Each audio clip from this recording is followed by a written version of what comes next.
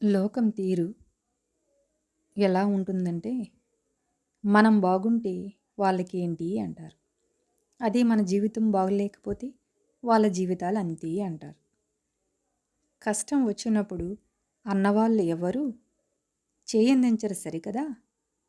మన పైన ఎన్నో మాటలు అనడానికి ముందుంటారు. కనుక మనం మన కోసం బ్రతకాలి. మన సుఖాలను గానీ, కష్టాలను గానీ ఇతరులతో పంచుకోకూడదు. ముల్లు లేని నాలుక ఎన్నైనా ఉంటుంది. జీవితం మనది.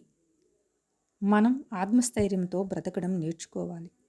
కష్టాలు వాటంతటవే పోతాయి. మరి కాదంటారా? జీవితం అంటే అదే కదా!